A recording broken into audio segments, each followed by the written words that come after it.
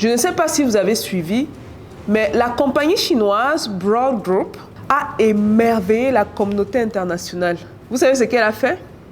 Elle a construit un immeuble de 10 étages en 28h45. En d'autres termes, en pratiquement une journée. Imaginez ça.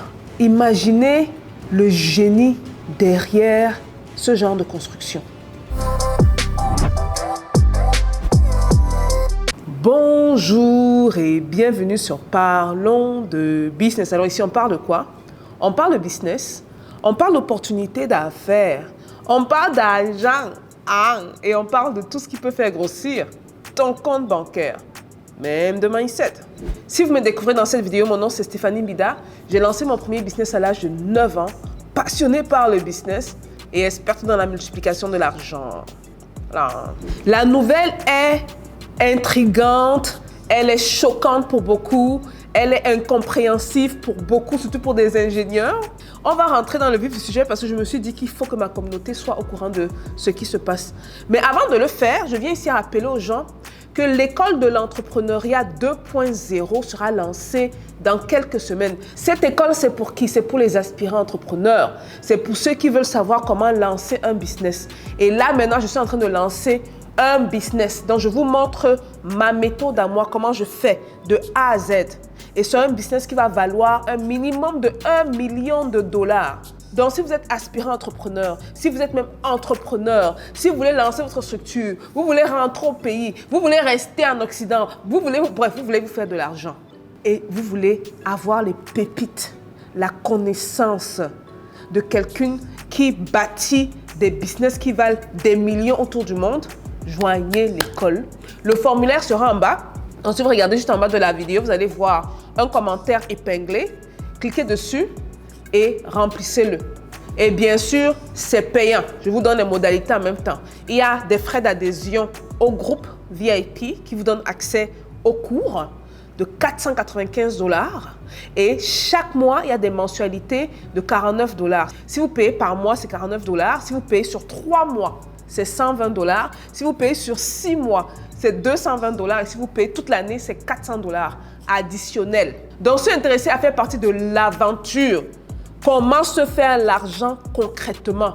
Je vous montre, moi, le business dans lequel je me lance. Vous serez témoin de ça. Je vous demande juste de garder l'information pour vous, le temps que je rentre l'information publique. Et c'est tout. Bon, là, maintenant, on va entrer dans le vif du sujet. Parce que j'ai vu ça, je me suis dit, intéressant. Vous savez combien de fois dans nos pays, plusieurs de nos pays, on va prendre des années et des années à construire même des immeubles même de 5 étages, 4 ou 5 étages. Les Chinois ont fait l'impossible. Les Chinois ont construit un immeuble de 10 étages en 28h45. Et ceux qui veulent checker le groupe, le nom c'est Broad Group. Les préfabriqués chinois, parce que c'est comme ça qu'on les appelle, ce sont les préfabriqués chinois, ont laissé une grande impression dans la communauté internationale, surtout dans les milieux de l'ingénierie et de la construction. Pas seulement auprès des ingénieurs américains, mais à l'échelle internationale. La Chine a connu une avancée rapide, je dirais même très rapide, dans ce milieu-là, principalement à cause de la nécessité rapide de construire les logements. Vous savez qu'en Chine, ils sont 1,4 milliard d'habitants. Et beaucoup de ces gens dans les zones justement rurales sont en train de déménager dans les zones urbaines. Donc, il y a ce besoin de vite faire, mais aussi de bien faire. Donc, les points clés qui impressionnent quand on parle de préfabriqués chinois sont la vitesse de construction. Les bâtiments préfabriqués chinois sont bâtis en un temps record. Ceux qui se rappellent encore durant le Covid-19, vous vous rappelez le nombre de jours que ça a pris pour créer des hôpitaux? Le monde était béat, tout le monde était étonné. Donc, il y a la vitesse. Mais il y a également l'efficacité et la précision. Donc, grâce à la fabrication en usine, les composants des bâtiments sont produits avec une précision et une uniformité élevée, ce qui réduit grandement les erreurs sur le chantier de construction. En plus de ça, on a la durabilité et la qualité. Bon, il faut avouer que la technologie chinoise moderne a, d'aucuns diraient, amélioré la durabilité des matériaux utilisés pour la construction. Maintenant, il faut voir exactement ce qu'il y a dans ça. Ok, j'ai essayé de lire, j'ai vu des noms assez techniques à l'intérieur. Et je me suis dit, oh boy, j'espère qu'on n'a pas construit quelque chose d'autre qui aurait un impact sur la nature. Mais bon, on va laisser la place à la connaissance et que les connaisseurs, ceux qui savent exactement ce qu'ils utilisent dans ce matériel-là, nous disent. Mais d'après les experts, ils disent que ces préfabriqués-là sont de meilleure qualité et sont durables. Maintenant, si on doit penser à l'adaptabilité de cette méthodologie dans les pays africains, on a nos solutions. Okay. Peut-être l'ingénierie africaine, s'il y en a, parce que vous savez qu'on est beaucoup suiveurs de beaucoup de choses, pourrait proposer quelque chose en fonction du climat africain, en fonction des réalités africaines. En plus, on a la réduction des coûts et des déchets. Donc, apparemment, ce serait moins cher.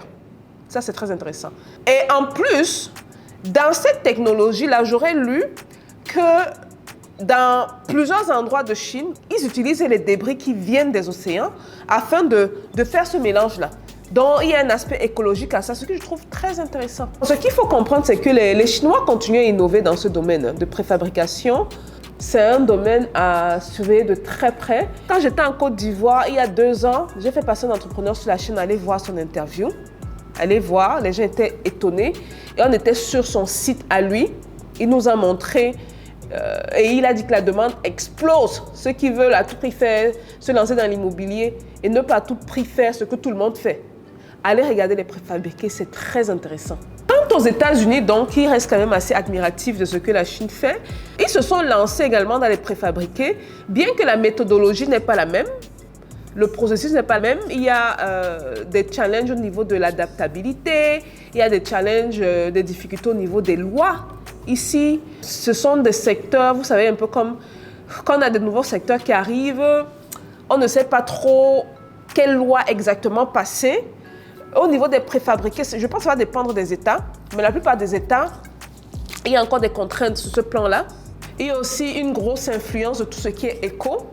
Donc, on rentre aussi dans l'éco-construction ici aux États-Unis où les choix des consommateurs, comme je dis souvent à mes élèves, je pense que j'étais la première à cogner les oreilles des gens sur Internet, à dire « Regardez le milieu éco, regardez le milieu éco ». Le milieu éco, je me suis lancée dans Amazon en 2018. J'ai vu ça en 2018. Le Covid a juste accéléré cette tendance-là.